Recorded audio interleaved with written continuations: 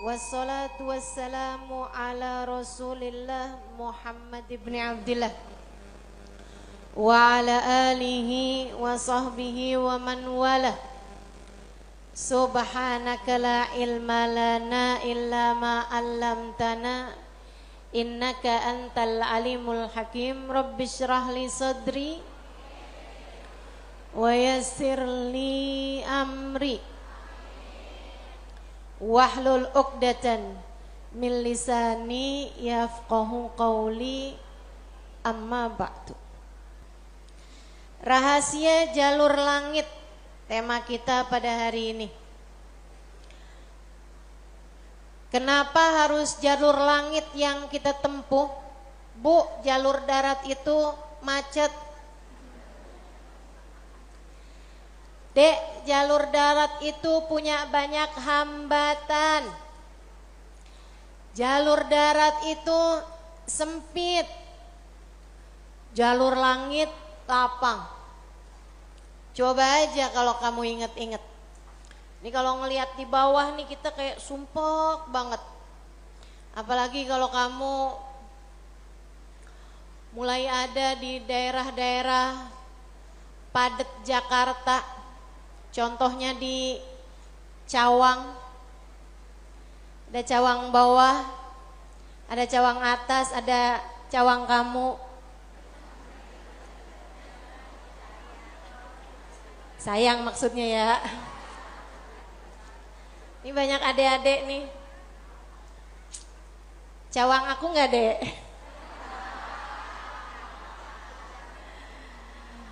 Masya Allah.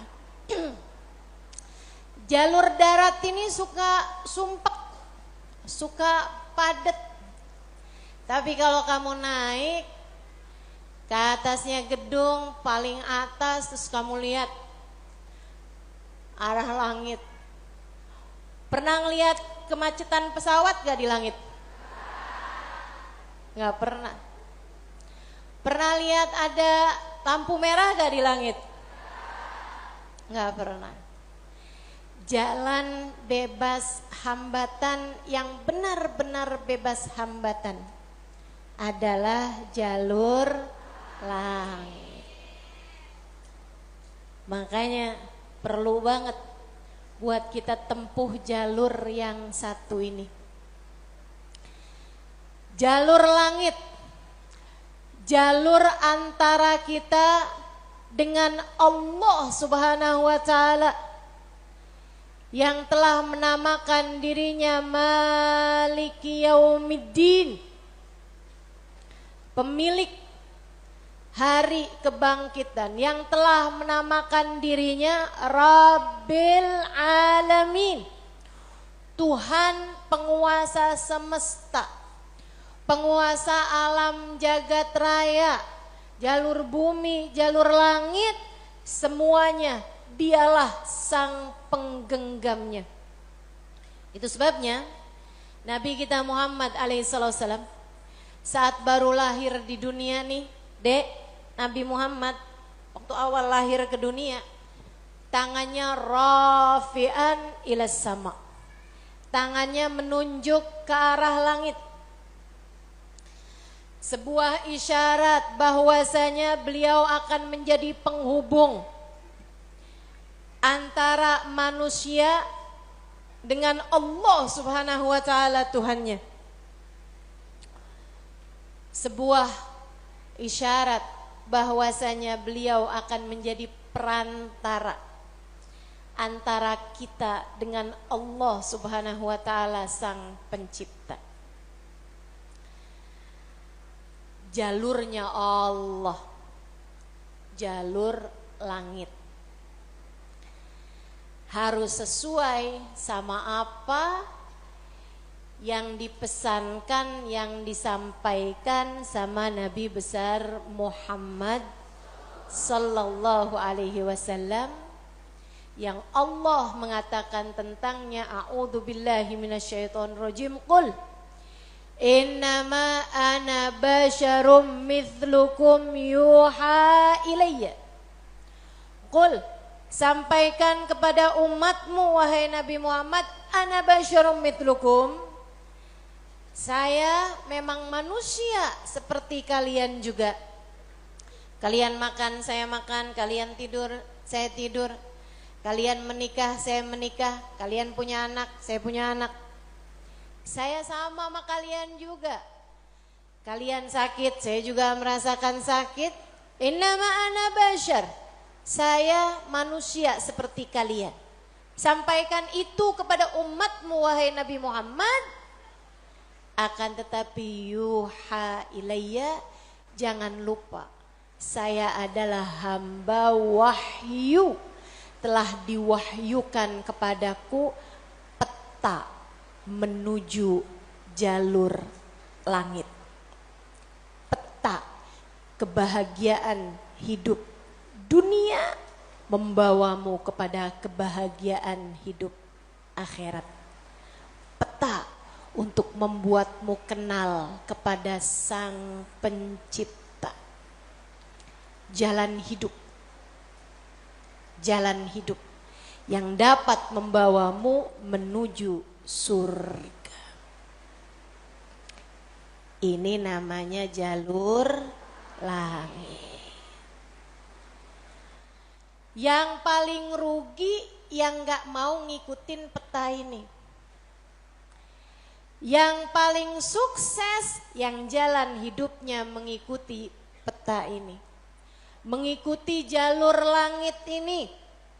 Karenanya adik-adik, ibu-ibu, saudariku sekalian yang saya muliakan, izinkan saya di kajian ini menyampaikan padamu tentang bagaimana cara kita menempuh perjalanan menuju Allah Subhanahu wa taala lewat jalur langitnya.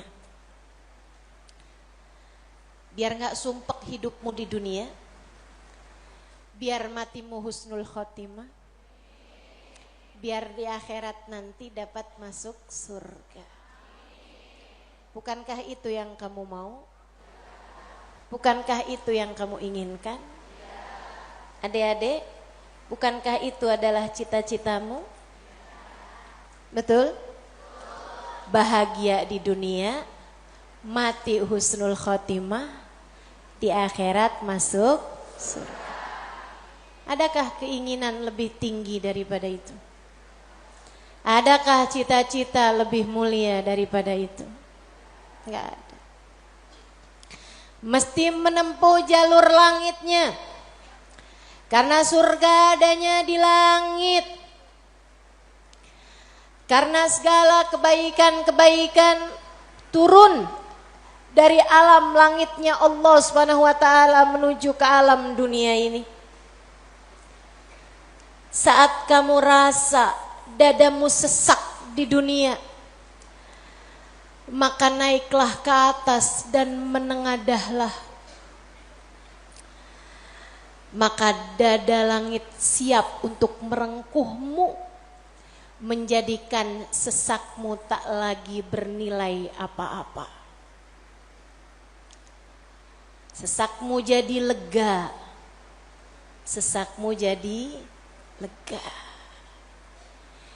Ayo nih, buat adik-adik yang kegalauan mulu dengerin saya. Buat ibu-ibu yang pusing mulu, terutama kalau lihat sisa saldo akhir bulan, dengerin saya. Simak baik-baik jalur langit. Gimana sih caranya kita menempuh jalur langit? Pertama,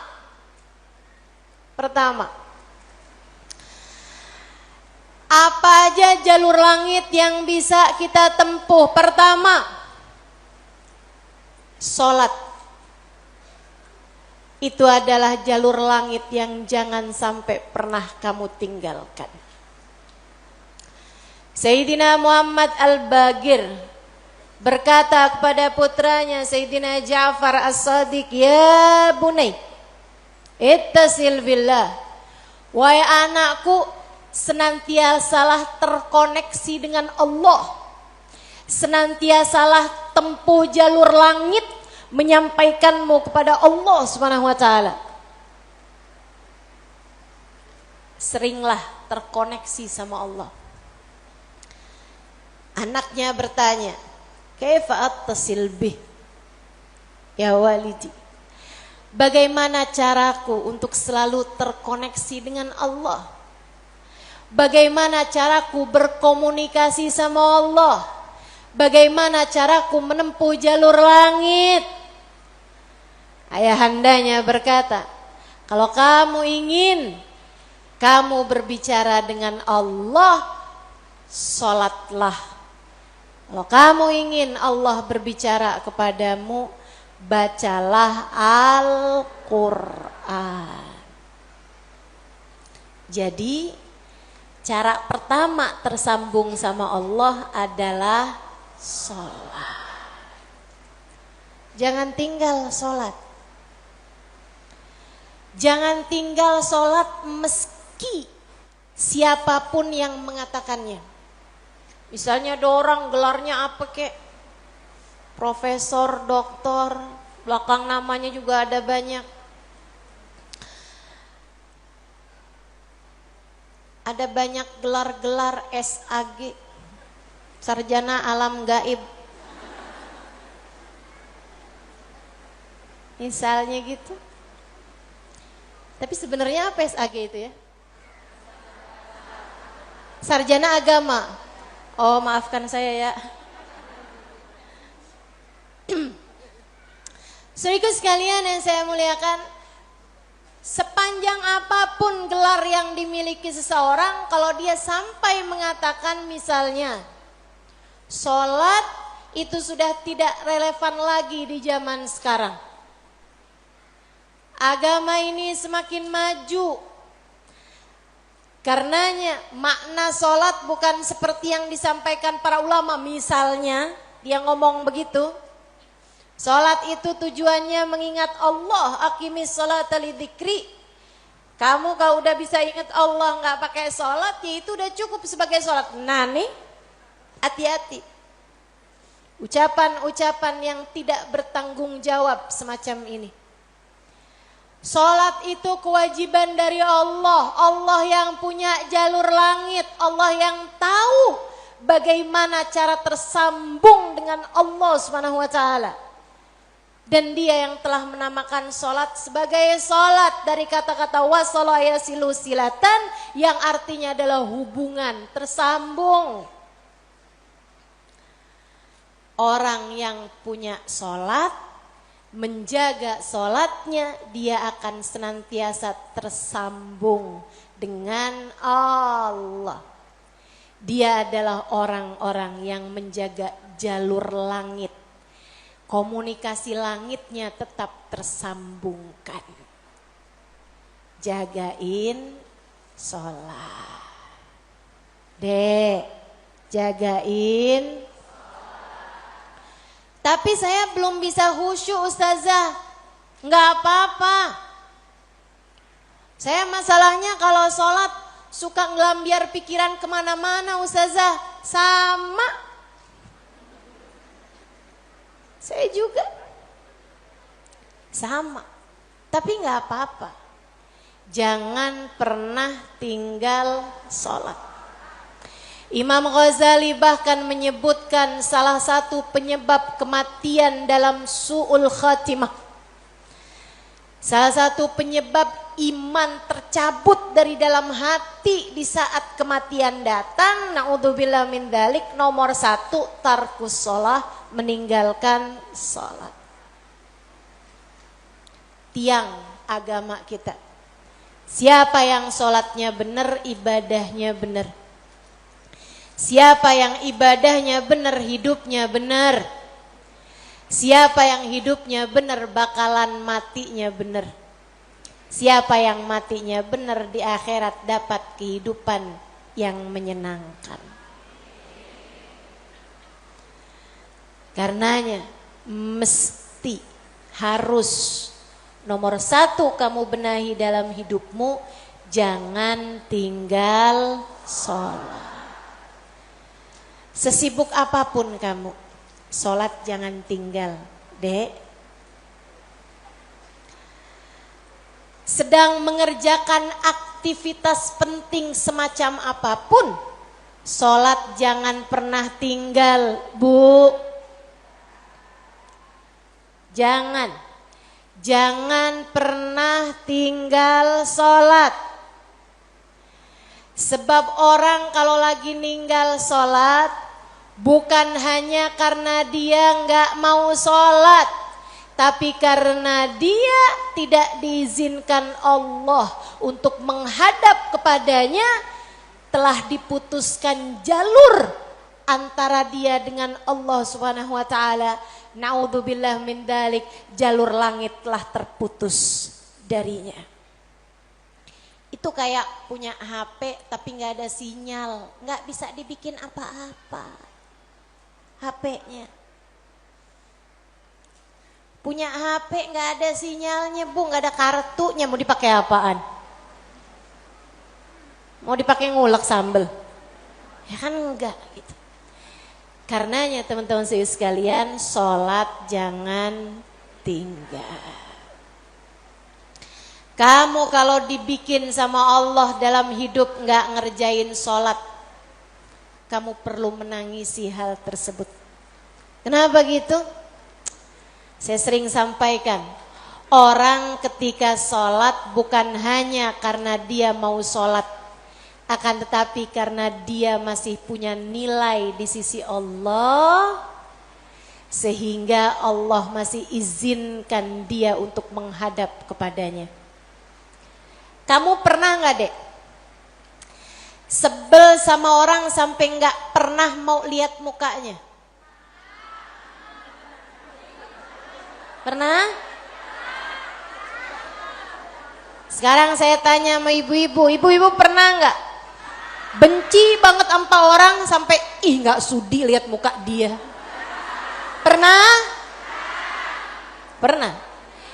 Kita tuh kayak begitu, kalau lagi benci sama orang, sebel sama orang, ngelihat mukanya kita gak mau. Allah juga gitu.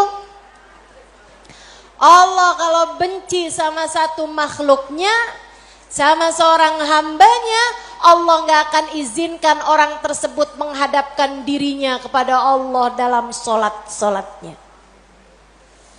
Dia kirain dia yang gak mau sholat, padahal Allah yang gak mau dia menghadap kepadanya. Telah diputus jalur antara dia dengan Allah Subhanahu wa ta'ala.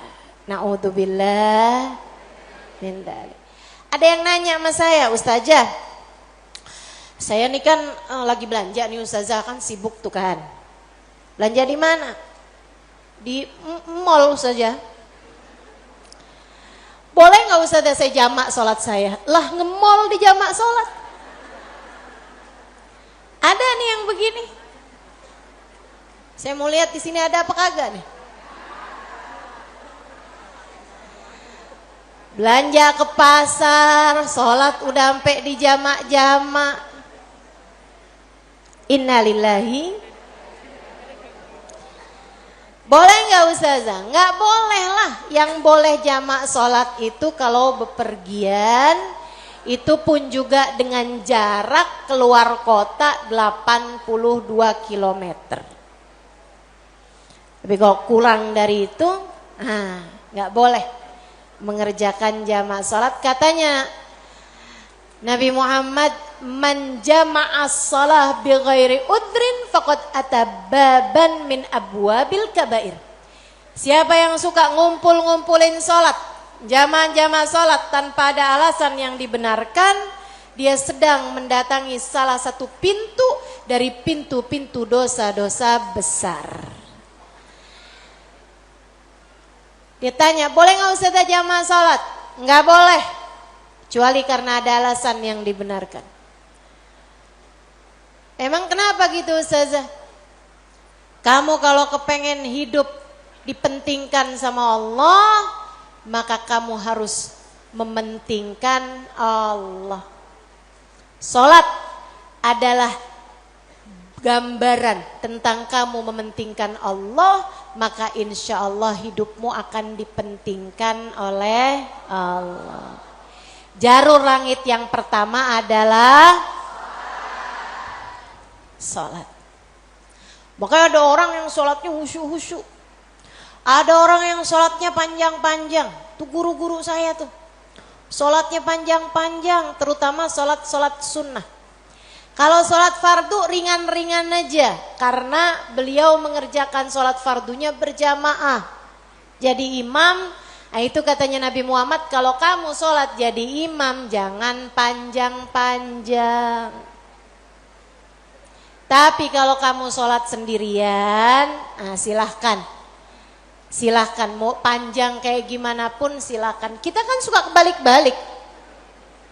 Kalau sholat jadi imam, Bismillahirrahmanirrahim. Jadi imam. Giliran sholat sendirian, Bismillahirrahmanirrahim, alhamdulillahirabbil alamin, arrahmanirrahim, maliki yaumiddin, iyyaka na'budu wa iyyaka nasta'in. Malaikat nyatetnya sampai apaan sih ini yang dibaca? Ya Allah, ya Allah. Khair insyaallah. Sedikit sekalian yang saya muliakan tuh sholat. Mereka para ulama-ulama kita, guru-guru saya, banyak saya liatin sholatnya panjang-panjang. Berpuluh rakaat. Saya tulis tuh di buku Bidadari Bumi yang pertama. Saya ketemu sama orang sepanjang malam di hari-hari haji, dari mulai awal isya, habis isya sampai subuh. Gak berhenti-henti mengerjakan sholat dari satu rakaat ke rakaat yang lainnya. Masya Allah. Gak relate sih sama kita-kita. Ini apalagi nih adik-adik yang di sini nih, kalau terawih nyari yang paling cepet.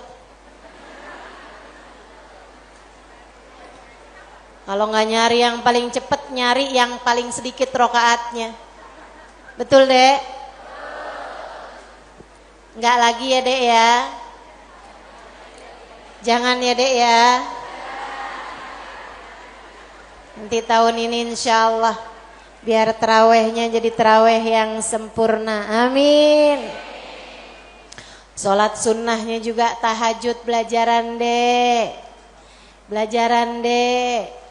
Orang yang dari mulai muda-muda kayak kamu gini nih, udah bangun di waktu malam, di saat orang-orang tidur dia terbangun di jam 3:30 pagi.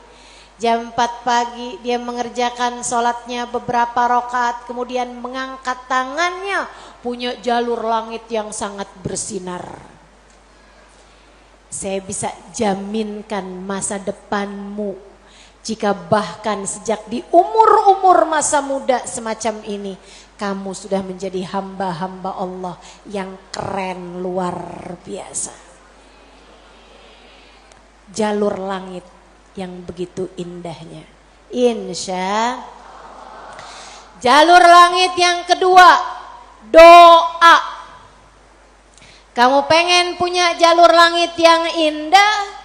Jangan pernah jadikan doa hanya sekedar, sebab doa adalah semua yang kamu perlukan. Bu, Kak, Dek, Nak, dengerin saya. Kamu yang sekarang adalah hasil dari doa-doamu di masa lalu.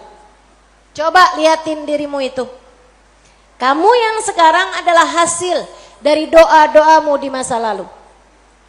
Orang-orang besar yang kamu lihat sekarang ini adalah hasil dari doa-doanya di masa-masa lalu. Oh, kamu lihat, orang itu pinter banget ya. Adalah karena di masa dulunya, di masa kecilnya, di masa remajanya, ia selalu mengangkat tangan untuk minta dari Allah Subhanahu wa taala, Rabbi zidni ilman nafi'a. Ya Allah, tambahkanlah untukku ilmu yang bermanfaat. Ya Allah, ajarkanlah kepadaku ilmumu. Ia selalu minta kepada Allah Subhanahu wa taala ilmu, sehingga Allah pun memberi kepadanya ilmu. Siapapun yang kamu kenal, orang-orang hebat-hebat yang ada di sekitarmu, itu adalah hasil dari doa-doanya di masa-masa lalu. Tinggal kamu lihat dirimu itu. Kamu pengen jadi kayak gimana? Tempuhlah jalur langit dengan perbanyaklah berdoa. Dan itu bukan hanya urusan dunia, urusan akhirat lebih jelas lagi. Sampai saya pernah dengar satu cerita, ada 2 orang. Ibadahnya di dunia sama, ibaratnya nilai rapotnya nih sama persis. Nilai rapotnya sama persis waktu hidup di dunia. Dua-duanya sama-sama soleh, dua-duanya sama-sama baik. Akan tapi yang satu dimasukkan ke dalam surga yang bawah, yang satu dinaikkan ke surga Firdausul A'la yang paling tinggi. Yang dinaikkan di surga yang bawahnya, dia protes, ya Rob, dia nilainya sama loh sama saya. Kenapa kok dia dikasih surga yang paling atas sementara saya di surga yang bawahnya? Walaupun surga tuh biar kata di emperan enak. Tapi ya masa kamu mau minta surga yang emperan? Sehingga sekalian, hadir majelis aja di emperan gak enak. Apalagi di surga. Dia tanya sama Allah, ya Allah, kenapa kami berdua nilainya sama tapi dia dinaikkan di surga Firdaus yang paling tinggi sementara saya tidak? Kata Allah, karena dia memintanya sewaktu hidup di dunia dan kamu tidak pernah memintanya kepadaku. Itu sebabnya Nabi Muhammad mengatakan, idza sa'altumul jannah fas'alu al-firdausal a'la.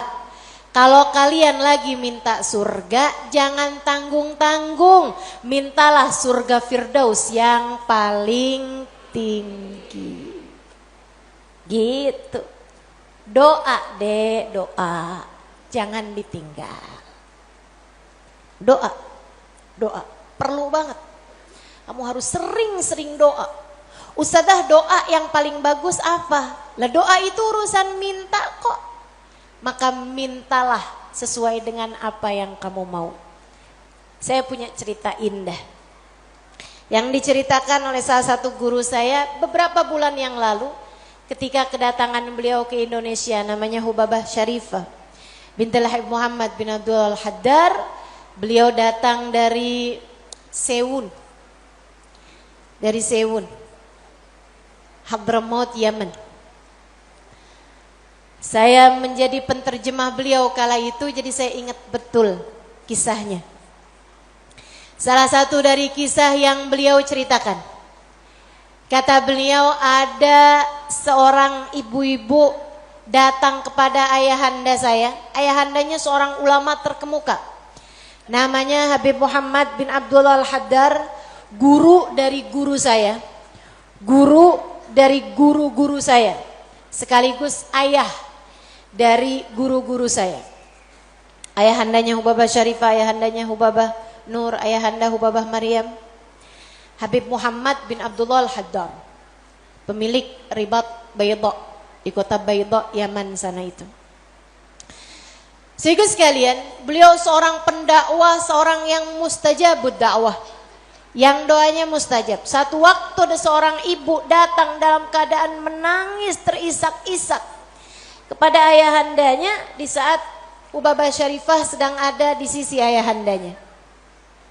Ibu tersebut bilang, Habib, tolong doakan anak saya, Bib. Anak saya bandel sekali, Bib. Saya susah banget. Ajakin dia sholat susah, ajakin dia kerjain kebaikan susah. Anaknya bandel, gak mau denger apa kata saya. Tolong saya, Bib, doakan anak saya, apa yang harus saya lakukan. Beliau kemudian berkata, Bu, ibu kepengen anak ibu jadi anak yang soleh. Iya, Bib, pengen banget Bib. Ibu, doa seorang ibu untuk anaknya setara doa Nabi bagi umatnya. Maka doamu untuk anakmu lebih mustajab daripada doa siapapun untuk anakmu. Saya bisa bantu kamu buat doa, mintakan kepada Allah Subhanahu wa taala. Akan tetapi doamu tentu lebih mustajab daripada doa saya untuk anakmu.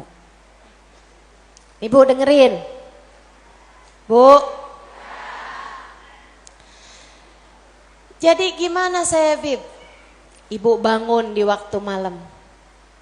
Ibu tahajud beberapa rakaat. Kemudian seperti kamu menangis di hadapan saya untuk minta anakmu didoakan oleh saya, menangis pulalah di hadapan Allah. Sampaikan kepada Allah apa yang kamu sampaikan kepadaku, atau apa yang ingin agar saya sampaikan kepada Allah tentang anakmu, sampaikan pula itu pada Allah Subhanahu wa taala. Baik, Bib.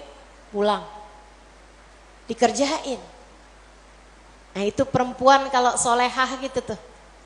Kalau dengar kebaikan, sami'na, saya dengar, kemudian saya patuhi. Ini yang dengar di sini juga insya Allah seperti itu. Apa yang didapat pada hari ini semoga dapat diamalkan. Yang pertama tadi jangan tinggal. Yang kedua tadi barusan ini perbanyak jalur langit. Dia pun mengerjakannya, bangun di waktu malam nangis, ya Allah tolong liatin anak saya, kesianin anak saya ya Allah, solehkan dia ya Allah.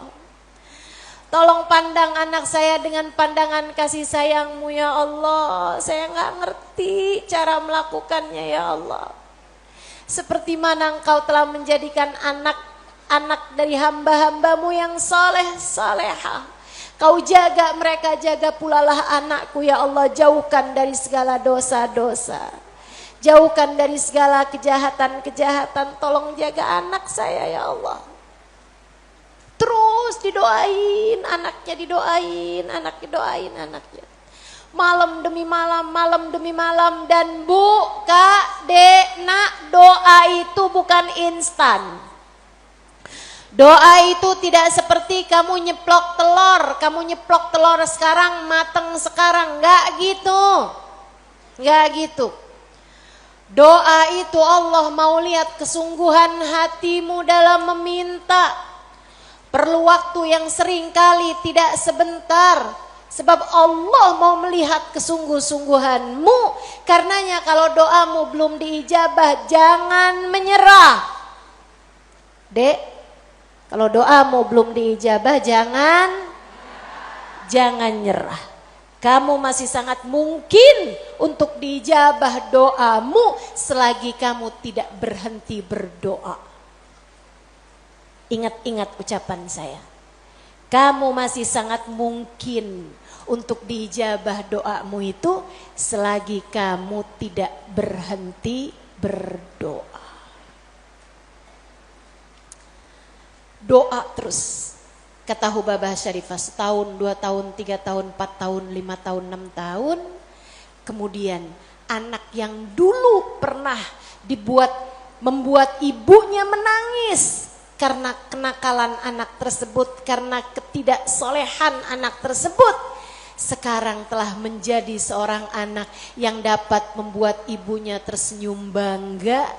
Di usia-usia hampir 20-an tahun, anak tersebut menjadi anak paling soleh di kampungnya, hafal Al-Quran 30 juz dengan 7 bacaannya, qiraatus sab'ah. Anak yang jauh dari kenakalan-kenakalan remaja, anak yang dekat dengan para ulama, anak yang mengetahui banyak ilmu agama, anak yang menjadi sangat soleh, idaman semua para orang-orang tua. Jangan nyerah, jangan nyerah. Jika kehidupan membuatmu tersungkur, itu adalah waktumu untuk membenamkan dirimu dalam sujud-sujud panjang kepasrahan. Kemudian kamu langitkan doa. hingga Allah mengijabah doa-doamu itu. Saya ulangi, jika badai kehidupan membuatmu jatuh tersungkur, itu adalah saat yang tepat untukmu membenamkan wajahmu dalam sujud-sujud kepasrahan. Kemudian kamu langitkan doa-doamu, berbisik di bumi, namun suaramu didengar hingga ke arsy. Saat itulah Allah akan mengijabah doamu itu. Jangan pernah berhenti berdoa. Jangan remehkan doa. Jangan remehkan doa. Saya, Dek, pernah muda juga kayak kamu. Ya masa lahir langsung gede gini. Sewaktu saya remaja, masuk umur 12 tahun, 13 tahun, sebelum balik bahkan saya udah berada di pondok pesantren. Jadi saya itu gak pernah ngalamin masa belum berjilbab sebelum balik. Maksudnya ketika balik tuh saya udah mulain berjilbab. Alhamdulillah, nikmat dari Allah SWT. Adik-adik saudaraku sekalian, saat saya kecil, saya ada di pondok-pondok pesantren, saya mulai kenal ustadz-ustadz, ustadzah-ustadzah, ulama-ulama yang membuat saya jatuh cinta dengan ilmu agama. Alhamdulillah, Allah kasih rasa dalam diri saya keinginan untuk selalu belajar. Saya punya keingintahuan yang banyak terhadap urusan ilmu. Jadinya saya senang banget belajar. Nah di waktu kecil itu tadi, umur 12-an tahun sebagai santri, kan selain dari belajar ada kewajiban lain tuh. Nyuci baju, apalagi kalau dapat piket, bersihin kamar mandi, nyapu kamar, ngepel kamar. Itu saya sangat tersiksa sekali. Sebab saya ini adalah pemalas. Jadinya karena saya pemalas urusan bebersih dan saya mendadak rajin ketika urusannya belajar, saya seneng belajar, saya seneng tahu, saya suka mikir. Saya tuh kalau lagi baca kitab itu seneng banget. Saya kalau lagi belajar gitu seneng banget. Apalagi kalau ustadzanya yang nyampein ilmu dengan cara-cara yang sangat saya sukai gitu. Ngasih tahu hal-hal yang gak ada di dalam kitab gitu. Saya bisa melongo, dengerin, seneng banget. Jadinya di masa-masa kecil, itu kalau saya lagi dengerin kajian, kalau saya lagi baca kitab, saya suka doa. Ya Allah, jangan pernah pisahkan saya dari ilmu.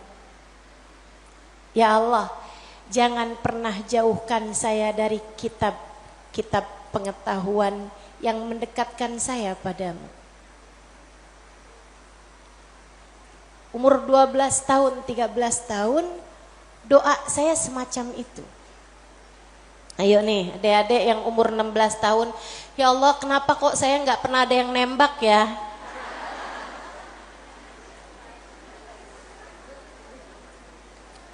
Kata Allah, ya karena aku sayang padamu. Karena aku berkehendak untuk menjagamu gitu. Ini malah dipertanyakan, saya kurang cakep apa ya? Kok gak ada yang naksir sama saya gitu? Siapa kek, tukang kebun? Satpam sekolah? Jangan ya dek. Jangan. Kalau kakak kelas boleh ustazah, jangan juga. jangan pacaran. Adik-adik saudaraku sekalian, sebaliknya ketika saya mulain, kalau saya lagi nyapu, saya lagi nyuci baju, apalagi kalau saya udah mulain harus nyikat kamar mandi, rasanya saya keberatan sekali. Saya sambilan nyikat kamar mandi sambil doa, ya Allah yang beginian saya nggak usah dikasih dong. Ya Allah selamatkan saya dari hal-hal yang semacam ini. Alhamdulillah, alhamdulillah. Saya habisnya itu juga mondok-mondok pesantren, tapi bisa dihitung dengan jari waktunya di mana saya harus nyuci baju, di mana saya harus ngepel, di mana harus nyapu gitu. Kayak alhamdulillah, saya punya banyak orang-orang yang mau mengerjakannya buat saya. Alhamdulillah. Allah bakal kasih. Kata Allah Subhanahu wa taala, "Ud'uni astajib lakum." Mintalah kepadaku niscaya akan aku ijabah. Minta, doa, jangan berhenti berdoa. Ayo adik-adik, kamu punya panjang masa depan insyaallah. Umurmu mudah-mudahan masih tersisa panjang insyaallah. Jangan sesali dengan di masa tua kamu enggak dikasih hal-hal besar dalam kehidupan karena kamu tidak pernah memintanya kepada Allah. Minta, ya Allah, pandanglah aku dengan pandangan kasih sayang-Mu. Ya Allah, seperti mana Engkau menjaga hamba-hamba-Mu yang soleh-solehah, tolong jaga saya juga ya Allah. Dek, minta sama Allah. Saya serius berkata padamu, dengarkan saya. Saya menyampaikan nasihat sebagai orang tua kepadamu, Dek, kepadamu nak. Minta sama Allah, yang dekat sama Allah. Karena kalau kamu merasa, kok saya punya orang tua nggak terlalu sayang ya sama saya. Kamu tahu nggak? Kenapa dalam hidup kamu seringkali merasa bahwa orang tuamu nggak cukup sayang sama kamu, guru-gurumu sepertinya nggak sayang sama kamu, teman-temanmu kayaknya meninggalkan kamu. Kenapa Allah kasih rasa kayak begitu dalam hati kamu? Saya kasih tahu, saat Allah membuat hatimu patah dari berharap kepada manusia, itu adalah cara Allah untuk mengenalkan kasih sayangnya yang tak terbatas padamu. Dekatilah Allah. Orang lain mungkin merasa bosan denganmu, tapi Allah tidak. Allah tidak. Allah tidak akan bosan denganmu kecuali jika kamu yang bosan dengannya. Allah tak akan meninggalkanmu kecuali jika kamu yang meninggalkan Allah. Maka atas nama cinta saya sampaikan padamu, Dek, dengerin saya. Bu, dengerin saya. Atas nama cinta saya sampaikan padamu, jangan pernah tinggal Allah. Yang dekat sama Allah, mintalah terus kepada Allah. Mintalah terus kepada Allah. Minta pandangan kasih sayangnya tertuju padamu. Minta rahman rahimnya, rahmatnya Allah kasih kepadamu. Minta agar dalam keadaan apapun Allah tak pernah berhenti menyayangimu. Mintalah, mintalah. Permintaan yang tak akan pernah kamu sesali. Gak usah minta, ya Allah, jangan biarkan orang tua saya meninggalkan saya. Gak usah, gak usah. Kamu Bu, jangan minta, ya Allah, jangan biarkan hati suami saya berpaling dari saya. Kamu mau minta juga terserah.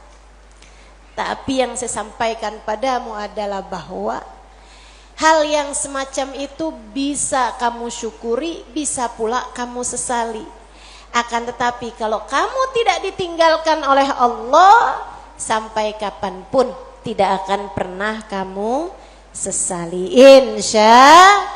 Insya Allah. Jadi jalur langit yang harus kamu tempuh, yang pertama adalah, yang kedua adalah, yang ketiga adalah cinta kepada baginda Nabi besar Muhammad. Dan semua orang-orang yang menyampaikanmu kepada jalur langit, jangan putus hubungan dengan orang-orang soleh, dengan para ulama-ulama Allah Subhanahu wa ta'ala. Saya akan sampaikan 5 menit lagi, kemudian kita akan segera akhiri majelis ini. Saudaraku sekalian yang saya muliakan, yang pertama jangan tinggal sholat, yang kedua jangan tinggal doa. Jalur langit yang ketiga yang harus saya sampaikan padamu adalah milikilah guru yang dapat menyampaikanmu kepada Allah. Milikilah jalur langit yang dapat menyampaikanmu kepada Allah. Cintai orang-orang soleh di atasmu hingga mereka menyampaikanmu kepada Nabi Muhammad. Kemudian Nabi Muhammad menyampaikanmu kepada Allah. Beliaulah tali Allah Subhanahu wa ta'ala.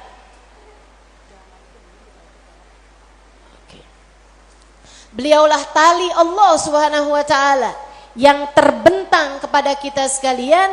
Mudah-mudahan Allah Subhanahu wa ta'ala senantiasa menyampaikan kita kepada Allah Subhanahu wa ta'ala lewat jalur langit yang benar, jalurnya baginda kita Nabi besar Muhammad sallallahu alaihi wa ala alihi wasallam, manusia yang paling penuh kasih kepadamu.